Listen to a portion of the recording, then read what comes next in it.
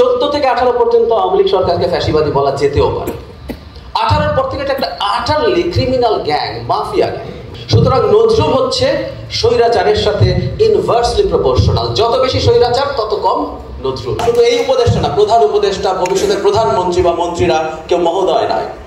আমেরিকাতে mister president বলে যে কোনো মানুষ কথা বলতে পারে, আমরা সেরকম একটা বাংলাদেশ চাই। হ্যাঁ ভাই বলেছেন, এক্স্যাক্টলি, আমিও ভাই বলি তাকে। কিন্তু এখানে তো আমাদের উপদেষ্টা যে কথাটা বলেছেন, উনি আসলে শুনতে এসেছেন, ওনার প্রসঙ্গে এই কারণেই আসলে আমিও শুনতে এসেছি এবং একটু লোভ হয়েছে যে মানুষগুলোর সাথে একটু বসাতো গেল। এটা নিশ্চয়ই আমার ভালো লাগবে। যাই হোক, যে কয়েকটা কথা একটু বলা দরকার। নজরুল মানে আমরা খেয়াল করবো গত কয়েক বছরে, আমি এখানে ওঠার আগে ডক্টর নাশিদ কামাল এখানে আছেন, ওনার সাথে কথা হচ্ছিল। উনি খুব ব্রাইটলি একটা জিনিস আইডেন্টিফাই করেছেন। গত 15 বছরে নজরুলকে সরিয়ে রাখার চেষ্টা করা হয়েছে, নজরুলকে আদার করে দেওয়ার চেষ্টা করা হয়েছে। এবং এটা একেবারেই সারপ্রাইজিং না, একেবারেই সারপ্রাইজিং না। আপনি তাদেরকে আদার করবেন যারা আসলে আপনার শাসনের কোনো না কোনো পক্ষে, কোনো না কোনো ধরনে আপনার বাধা তৈরি করে। নজরুল থাকা মানেই হচ্ছে প্রতিবাদের কথা। মানে আমরা খুব ছোটবেলা একটা সিনেমা খুব দেখতাম, আপনাদের মানে ওইটা কেন, আমরা বিটিভির সময় বড় হয়েছি তো, মানে কিছুদিন পর পরে সিনেমাটা দেখাতো, জীবন থেকে নেওয়া। তো ওই সিনেমাটা তো আমাদের খুব বেশি, সত্যি কথা হচ্ছে মানে আমরা বুঝতাম না এটা সিম্বলিক একটা ফিল্ম ছিল, এটা নিষিদ্ধ করা হয়েছিল, এটার মধ্যে তুই পাকিস্তান বোঝানো হচ্ছে, বুঝতাম না। ফান ছিল, তারপরে স্টোরি ছিল, এভাবেই দেখতাম। ওখানেই কারণ ওই লৌহ কপাট গানটা আছে জেলের মধ্যে তারা গাইছেন, ধরুন এরকম একটা কারণ ওই লৌহ কপাট গান পাচ্ছে ক্রমাগত একটা সোসাইটিতে বিভিন্ন জায়গায়। যে তরুণরা ওই গান শুনছে, যে তরুণরা ওই গান ক্রমাগত শুনে বড় হচ্ছে, চারদিকে পাচ্ছে, সেই তরুণ শেখ হাসিনার কারার ওই লৌহ কপাট ভেঙে দেওয়ার তাড়না তার বোধ হবেই। সুতরাং নজরুল হচ্ছে স্বৈরাচারের সাথে ইনভার্সলি প্রপোর্শনাল। যত বেশি স্বৈরাচার তত কম নজরুল। এই সরকার যত বেশি স্বৈরাচারী হয়ে উঠেছিল, নজরুল তত কম মানা হয়েছে। কিন্তু যেটা হয়, ইম্পোজ করা যায় না। এই কথাটাও আমরা বলছিলাম যে নজরুলকে সরিয়ে রাখার চেষ্টা হলো, পারা গেল কি? বরং প্রত্যেকে এক একজন নজরুল হয়ে গেল। শিল্পী ভাই খুব চমৎকার ভাবে প্রেজেন্ট করেছেন এবং বলেছেন প্রত্যেকে এক একজন নজরুল হয়েছেন। এই যে আমি মাহমুদুর রহমান ভাই আছেন এখানে, উনিও কি নজরুল হয়ে ওঠেননি? ওনার সেই রক্তাক্ত ছবি আমাদের মনে নাই? মনে আছে। তিনি চর্চাট হয়েছেন, আবার দাঁড়িয়েছেন, বইভাবে কথা বলছেন, লড়াই করেছেন এবং এই লড়াইয়ে অন্যদেরকে অনুপ্রাণিত করেছেন। সুতরাং নজরুল কোনো না কোনো ফর্মে ফিরে আসে, বিভিন্ন ফর্মে ফিরে আসে। ওই যে শিল্পী ভাই যে উক্তি ব্যবহার করলেন, একটাই বলে বাকিটি যায় না। সাইদ কি নজরুল না? হাত তুলে দাঁড়িয়ে আছে, গুলি করা হচ্ছে, পড়ে গেল, আবার পড়ে গিয়ে ওপারে যাওয়ার পর সে আবার ওঠার চেষ্টা করছে। আমরা এভাবে এক একজন নজরুল হয়ে উঠেছি এবং বলা বাহুল্য আমাদের ভেতরে এটা আছে। আমরা অন্তত বেড়ে উঠেছি, আমরা খুব সামান্য কিছুই হয়তো করেছি, কিন্তু তারপরও কেউ কেউ বলেন যে ভয় পাননি।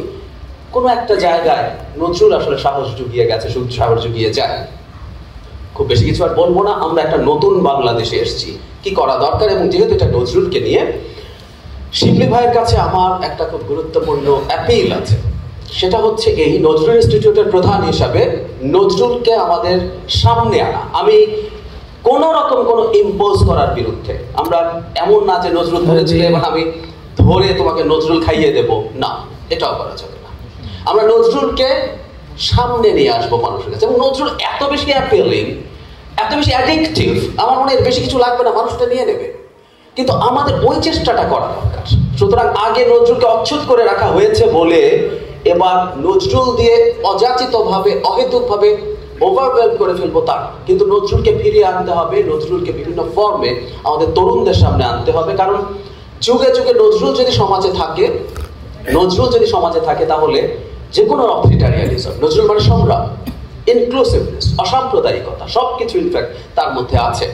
সবকিছু, কোনো কিছু আদর না করে দেয়া, সবকিছু তার মধ্যে আছে। সুতরাং একটা গণতান্ত্রিক সমাজ ব্যবস্থা তৈরির জন্য নজরুল অসাধারণ সাংস্কৃতিক রোল প্লে করতে পারে। এবং আমরা একটা কথা রিসেন্টলি খুব বলছি, এবং আগের সরকারের সময় যেটা ছিল, কেউ কেউ সরকারকে ফ্যাসিবাদী বলেন, আমি আসলে সরকারকে ফ্যাসিবাদী বলি না। আমি যতবার ফ্যাসিবাদী শব্দটা শুনি, আই ডু প্রোটেস্ট দ্যাট। 14 থেকে 18 পর্যন্ত আওয়ামী লীগ সরকারকে ফ্যাসিবাদী বলা যেতেও পারে। 18-র পর থেকে এটা একটা আটারলি ক্রিমিনাল গ্যাং, মাফিয়া গ্যাং। মানে শেখ হাসিনাকে যদি কেউ হিটলারের সাথে তুলনা করি, হিটলার অপমানিত হয়, আমি মনে করি। অপমানিত হয় যদি বর্ণনা করেন শেখ হাসিনা ফ্যাসিস্ট হলে অনেক মহান হতে, ফ্যাসিজম দুনিয়া ধ্বংস করতে পারে, কিন্তু ফ্যাসিস্টরা ডাকাত না ভাই। হিটলারের পিয়ন 400 কোটি টাকা কামাইছে টাইপের গল্প আমরা শুনি, আমরা এখানে ডাকাতদের। তো তারপরও যেটা হয়েছে, এই মাফিয়া হলো সে কতগুলো ফ্যাসিস্ট টুল ব্যবহার করেছে। সে করেছে কি, ফ্যাসিস্টদের কতগুলো ন্যারেটিভ আছে, সেই ন্যারেটিভগুলো তারা ছড়িয়ে দেওয়ার চেষ্টা করে, তাদের বয়ান তৈরি করার চেষ্টা করে। সো বয়ানের লড়াই কিন্তু ইম্পর্টেন্ট। আমার মনে আছে 14 সালের ইলেকশনের আগে আমি এডুকেটেড মিডল ক্লাসকে বলতে শুনেছি, নির্বাচন যেমনই হোক যুদ্ধাপরাধের তো বিচারটা হওয়া দরকার। খেয়াল করুন, ন্যারেটিভ কিন্তু কানেক্ট করে।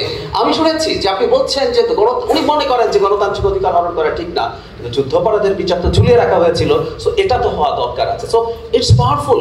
সুতরাং আমার মনে হয় যে সাংস্কৃতিক লড়াই খুব ভাইটাল। আমরা দীর্ঘদিন আওয়ামী বিরোধী শক্তি সম্ভবত যারা আছেন তারা সাংস্কৃতিক লড়াইয়ের গুরুত্বটা সেভাবে দেখেন নাই, এবং সামনে আসলে সেই লড়াইটা করতে হবে, ওই কালচারাল স্পেসটার জায়গা নিতে হবে, এবং সেখানে নজরুলকে আমরা যদি ঠিকঠাক মতো আনতে পারি তাহলে এটা খুব বড় অস্ত্র হয়ে উঠবে ইন এনি কনসিডারেশন। আমার কিছু বলার নেই। আমাকে ডাকার জন্য আবারও ধন্যবাদ। আই এনজয়েড ইট, আশাটা এনজয় করেছি। এরপর সম্ভবত শিকদার ভাই আসবেন এবং কতবার তালি পরে দেখবেন। Thank you.